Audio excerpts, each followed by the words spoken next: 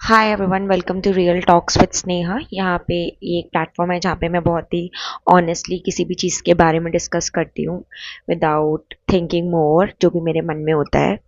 तो मैं काफ़ी दिन से सोच रही थी कि इस टॉपिक के बारे में बात करूँगी, जिसका नाम है कन्यादान। ये एक रिचुअल है जो हिंदू कम्युनिटी में होता है, एंड ये अफेक्ट करता है millions of daughters, mothers, parents, सबको, राइट। कन्यादान वर्ड से ही बोल रहा है दान, मतलब दान कर दिया। पहले कन्यादान होता था क्योंकि डॉटर्स इतनी एजुकेटेड नहीं होती थी, तो जो डॉटर के पेरेंट्स होते थे वो for the wellbeing of daughter, ताकि उनके फ्यूचर के लिए सोचते थे कि मैं अपनी बेटी का ख्याल रखने के लिए ग्रूम की फैमिली को उसके वेलबींग के लिए कन्यादान कर देता हूँ। तो पहले ये इसलिए होता था क्योंकि इतने राइट्स भी नहीं थे विमेन के, और विमेन इतने एजुकेटेड नहीं थे, इंडिपेंडेंट नहीं थे। बट आज की डेट में कन्यादान जैसा वर्ड ही समहाउ आफ्टर मैरिज मुझे ट्रिगर कर देता है। मेरी शादी हुई थी 25-26 एज में, एंड तब मेरे को रियलाइज़ नहीं हुआ, बट शायद तब हुआ होता तो मैं स्किप कर देती, मैं नहीं करती कन्यादान अनलेस इसका कोई साइंटिफिक रीज़न है। अगर है तो बताइए कमेंट सेक्शन में। बट जब मेरी बेटी पैदा हुई तो मुझे लगा कि मुझे कभी भी उसे पराया फील नहीं कराना है। जब भी किसी के घर में बेटी पैदा होती है कभी भी पेरेंट्स नहीं बोलेंगे बेटी पराई है, बट सोसाइटी हमेशा ये बोलेगी इसको तो चले जाना है दूसरे घर में। और वो क्यों जाना है? क्योंकि उसका कन्यादान हो जाएगा। और कन्यादान का मतलब क्यों होता है कि बेटी दे दी, अब बेटी तुम्हारी, तुम्हारी जिम्मेदारी, तो बेटी पराई हो गई। तो जो बेटी जिस 25-26 साल से अपने घर में रही, वो सब छोड़ छाड़ के उसकी शादी हो जाती है और वो किसी और के घर में चली जाती है, किसी और के ट्रेडिशंस फॉलो करने लगती है, एंड सम हाउ इवेंचुअली उसकी पूरी लाइफ चेंज हो जाती है, right. And I am not saying this is bad, मैं ये नहीं बोल रही है गलत है कि सही है, मैं बस ये बोल रही हूँ ये कोई क्वेश्चन क्यों नहीं करता है। मतलब वाई शुड विमेन और डॉटर्स उनको ऐसे, मतलब क्यों ये सैक्रिफाइस करना है? ये किसी भी पार्टी के लिए सही नहीं है, राइट।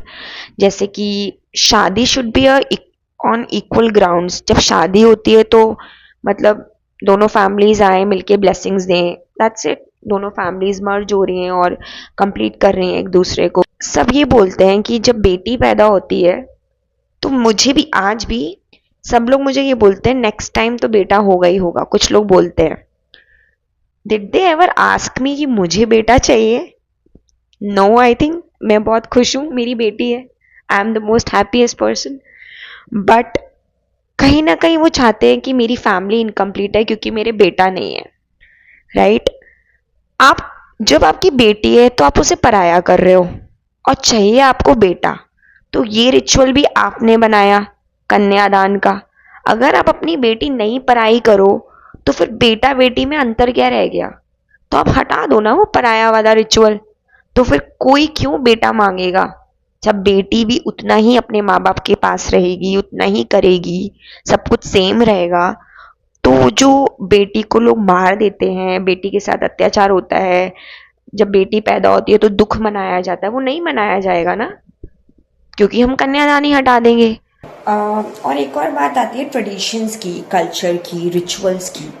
अब जैसे कि मैं किसी फैमिली में पली बड़ी हूँ, मेरे कुछ रिचुअल्स अलग होंगे, एंड मेरी जहाँ शादी होगी वहाँ पे कुछ रिचुअल्स अलग होंगे।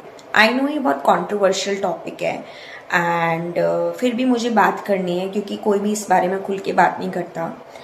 तो मैं ये नहीं चाहूँगी कि एकदम से सबको ही बोले कि मुझे यही फॉलो करो, एकदम से कि नहीं हमारे रिचुअल्स तो यही हैं, आपको अब यही फॉलो करने। तो it's all about how to make a person feel at home, you know. You can mix and match rituals. Basically rituals, festivals का मतलब क्या होता है? ताकि हम मिलके सेलिब्रेट करें, हैप्पी फील करें। ऐसे एम फोर्सफुली किसी को कुछ ट्रेडिशंस को ऑप्ट कराना, अगर किसी का मन है तो बहुत अच्छी बात है, कोई हैप्पीली कर रहा है तो बहुत अच्छी बात है। बट कोई चाहता है ना अपनी पुरानी चीज़ें भी वो खुद से करे, and then mix and merge करके कोई चीज़ आपने अपनी कर ली, कोई चीज़ उनकी फॉलो कर ली, ऐसे करके भी तो चीज़ें हो सकती है ना। तो आई डोंट थिंक लड़कियों को स्पेशली सब कुछ छोड़ छाड़ के being an independent and also financially stable, जो नहीं भी है वो भी, पर जो आजकल तो मोस्टली सारी लड़कियां फाइनेंशियली स्टेबल हैं और सब तरीके से घर चलाने में मदद करती हैं, हर तरीके से वो इन्वॉल्व है फिजिकली, मेंटली, फाइनेंशियली। तो उसके बाद अगर उनसे एक्सपेक्ट किया जाए कि उनके ट्रेडिशंस को बिल्कुल भूल जाए, अपने बचपन को बिल्कुल भूल जाए और बिल्कुल नए तरीके से ज़िंदगी शुरू करें after marriage, I think that's pretty harsh and that impacts every women very deeply. तो मुझे लगता है वो तो हट जाना चाहिए अब, हाई टाइम। मुझे ये भी लगता है अगर हम कन्यादान हटा देंगे ना, तो जो मैरिज के बाद आइडेंटिटी लॉस फील होता है बहुत सारी वुमेन को, कि पेरेंट्स के घर में अब वो नहीं रहती ऑब्वियसली, एंड एक तरीके का एक आइडेंटिटी शिफ्ट होता है, राइट। अब एकदम से बच्ची से बड़ी बन गई। तो अगर कन्यादान हटा देंगे ना, उन्हें ये फील होगा कि हाँ बैक एट होम पेरेंट्स तो हैं ही, मतलब ऑब्वियसली वो हमेशा रहते हैं, कन्यादान हो चाहे नहीं हो, पेरेंट्स तो हमेशा ही रहेंगे, एवरीवेयर, मरते दम तक पेरेंट्स तो रहेंगे ही। बट कन्यादान एक फीलिंग ट्रिगर कर देता है कि दान कर दी, बेटी पराई हो गई, मेरे हिसाब से, मेरे में तो कर देता है।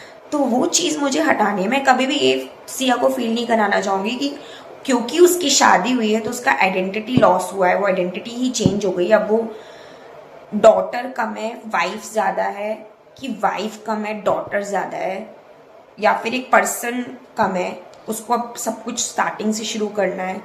आई थिंक वो पहले खुद एक पर्सन है, अ ह्यूमन बीइंग है, गुड है, एंड बाद में वो वाइफ है, फिर डॉटर है, और सब बराबर में है। तो इसलिए ही मैं कन्यादान को अपनी बेटी के लिए, I don't think I am going to do it. And if you guys resonate with me, और बहुत सारी लड़कियां अगर फील करती हैं कि उनको थोड़ा सा लॉस ऑफ आइडेंटिटी फील हुआ after marriage, please comment down. I think as a women हम सबको इस बारे में बात करनी चाहिए।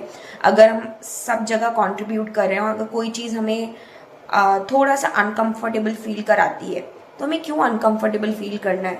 We should be free to say whatever we want, do whatever we want, right. It's 2026।